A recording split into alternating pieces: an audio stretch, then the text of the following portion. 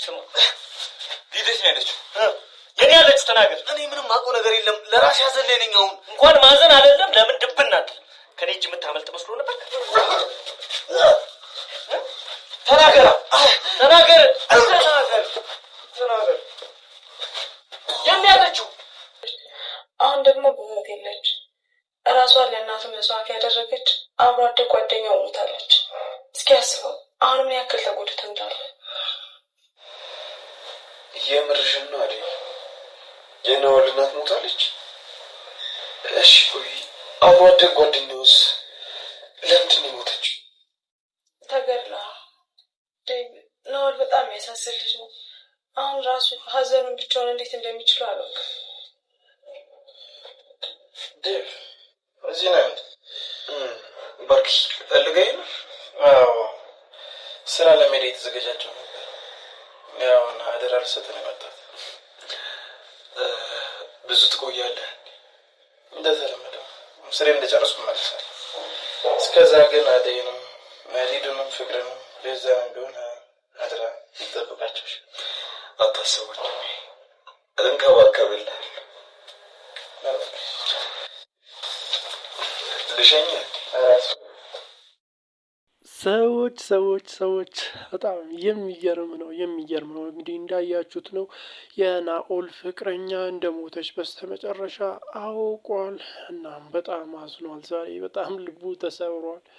እንግዲህ እንዳያችሁት ሊዱንና አደይን ለቋቸዋል። ይቅርታ ሁላ ሲላቸው ነበር። ሊዱ ትንሽ እግሯን ስለተጎዳች ያው እንግዲህ ይዟት እንደምንም ቤት አድርሰዋታል። ቤት ከገቡ በኋላ እነ ዴቭ ሲደሳሰቱ ምናምን ነበር። ዴቭ ባርኮት በጣም ደስ ብሏቸው ነበር። እናም ናኦልን ባዩት ጊዜ በቃ የሌለ ሊደበድበው ነው ዘሎ የተነሳው ባርኮት ማለት ነው። ነገር ግን አደይ በመሀል ገብታ እንዳይደበድበው ትንሽ ነገሮችን አረጋጋች። ዴቭም ተደርቦ ተነስቶ ሊመታው ነበር።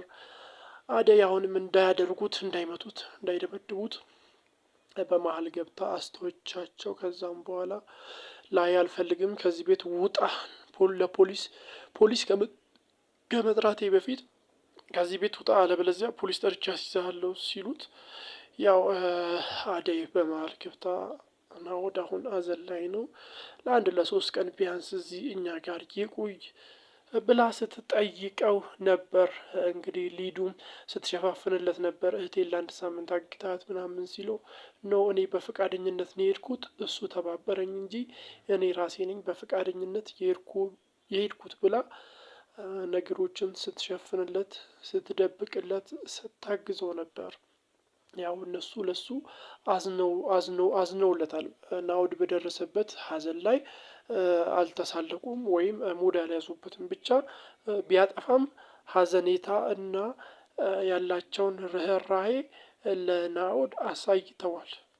እንግዲህ ሰዎች በሚገርም ሁኔታ ቤዛ አደይ ላይ ሙድ ስትይዝ ነበር። አደይ የሚገርም ጥፊን ያቀመሰቻት በጥፊ ጥፋት አለች፣ የሚገባትን ያክል ነው እየሰጠቻት። እንግዲህ ከዴቭ ጋርም ሲያወሩ ነበር። አደይ ስታወራ ነበር። እንግዲህ ቤዛ አደይን ከረበሸቻት። ከዛም በኋላ ተመልሳ ሊዱን ልትረብሻት እየሞከረች ነበር። ነገር ግን ውጭልኝ ብላ ጨዋባት ከቤቷ አስወጥታታለች።